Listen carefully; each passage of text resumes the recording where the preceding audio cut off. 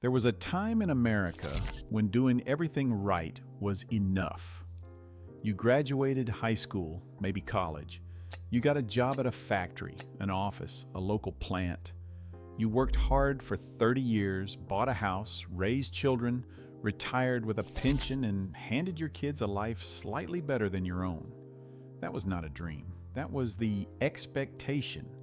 It was the deal. Then something changed, not all at once, not with a single announcement or a single law.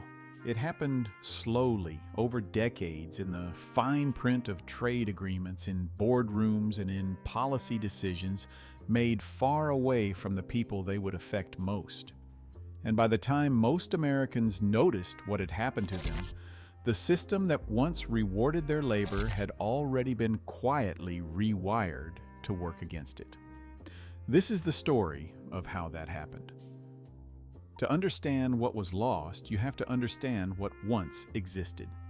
Between 1948 and 1973, the American economy performed something almost miraculous.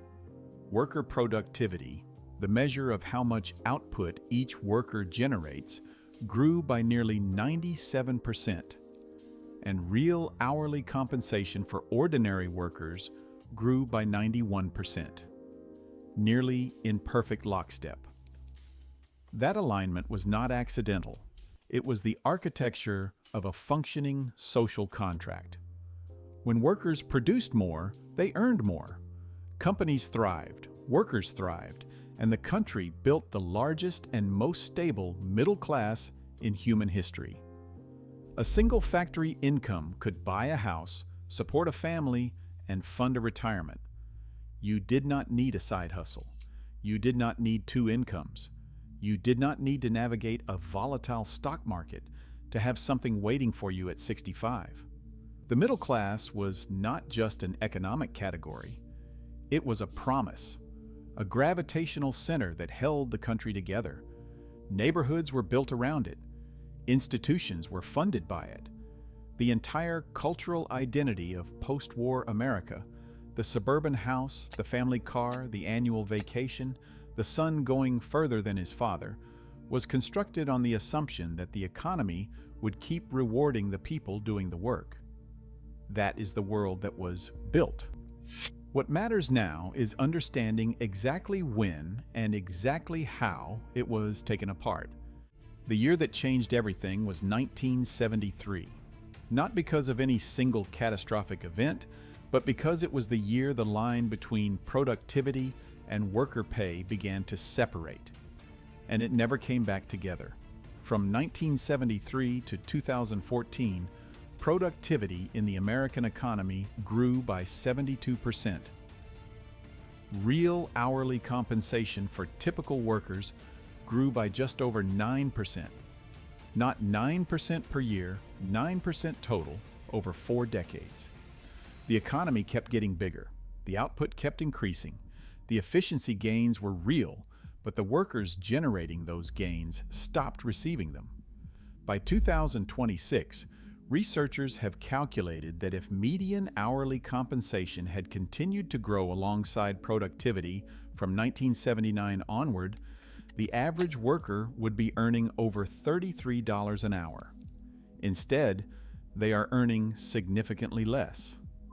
The gap between what workers produce and what they take home represents tens of thousands of dollars in lost annual income per household every year. That money did not disappear. It moved into corporate profits, into executive bonuses, into shareholder dividends, into the concentrated portfolios of a narrowing class of people at the top.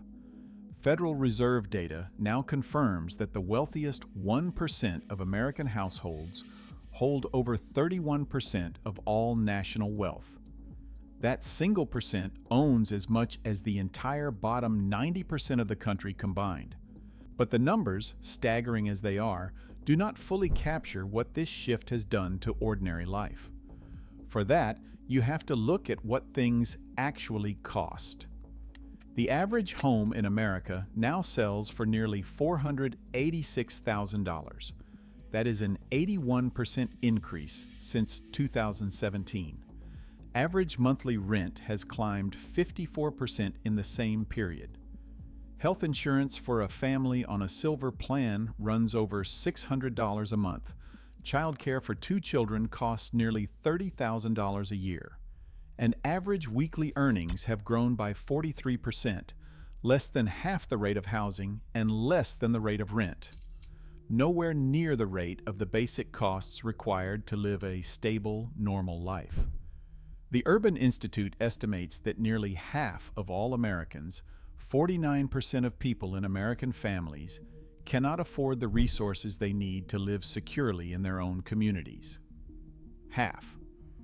Not in poverty, technically, not eligible for most assistance programs, just quietly unable to make the math work, no matter how carefully they try. This is not a story about laziness or poor choices. It is a story about a system that was deliberately reconfigured. Researchers have identified 6 specific policy decisions made primarily between the late 1970s and the mid-1990s that collectively engineered this outcome. Higher than necessary unemployment was accepted to control inflation, which suppressed wage growth at the bottom. Trade agreements were structured to expose non-college educated workers to direct global wage competition while protecting corporate profit margins. Union membership was systematically dismantled through judicial and legislative choices that invited aggressive anti-labor practices. The real value of the minimum wage was allowed to erode. Non-compete agreements trapped workers in place, and major corporations outsourced their lowest wage functions to subcontractors, distancing themselves from any legal or moral responsibility for the workers who cleaned their offices and guarded their buildings. Each decision, taken alone, seemed like reasonable economic management. Together, they transferred the gains of a growing economy away from the people generating that growth and toward those who own the machinery of production. The consequences now reach into every corner of ordinary life. Retirement used to be a shared risk. Companies funded pension plans. Workers received a guaranteed monthly income for life. In 1975, 27 million private sector workers were enrolled in defined benefit plans. Today, that number has fallen to 11 million. Meanwhile, defined contribution plans, the 401k accounts where you carry all of the investment risk yourself, grew from 11 million participants to over 93 million. The burden did not disappear. It was transferred from institutions that could absorb it onto individuals who cannot. And the dream that made all of this bearable, the belief that your children would do better than you, has become something closer to a coin flip. For a child born in 1940, the chance of earning more than their parents was 90%. For children born in the 1980s, that number has fallen to roughly 50%. Researchers at Opportunity Insights found that this collapse in mobility is not primarily caused by slower economic growth. The economy is still growing. The problem is, who captures that growth? If today's economic output were distributed the way it was in the 1940s, more than 2/3 of the decline in upward mobility would simply reverse. The economy did not stop working. It stopped working for the people doing the work. On financial forums, in community threads, in the comment sections of local news sites, ordinary Americans are trying to describe a feeling they have trouble naming. A single mother earning $70,000 a year, an income that once defined comfortable middle-class life, describes working rotating shifts of nights and days just to keep up with $1,100 a month in childcare. Workers talk about a repair that used to cost a few $100s, now reliably landing above $1,000. They talk about buying in bulk at discount warehouses not as a lifestyle choice, but as a survival strategy.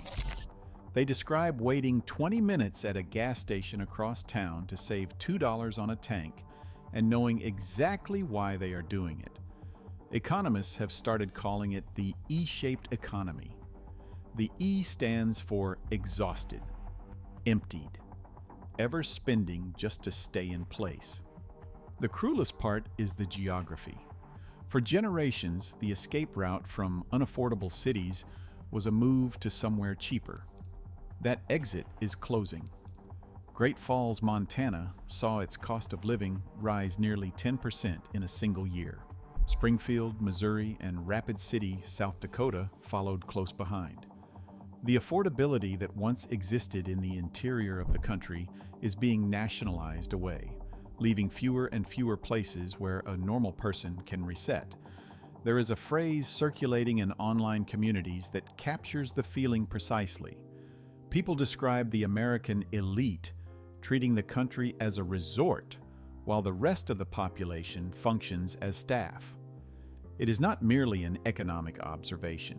It is a sociological one. The sense that ordinary people have been reclassified, not citizens with a stake in the country's direction, but service providers for those who have successfully captured its wealth. That reclassification did not happen overnight. It took 4 decades of incremental decisions, each one small enough to go unnoticed, collectively large enough to rewire who the American economy is actually designed to serve. The tragedy is not that the system broke. The tragedy is that it worked exactly as the people redesigning it intended. What was lost was not just income. It was the foundational belief that effort and output and loyalty to an institution would be met with something real in return. That the country you built was building something back for you. That the deal was real. That is what Americans are still grieving, even when they cannot find the words for it.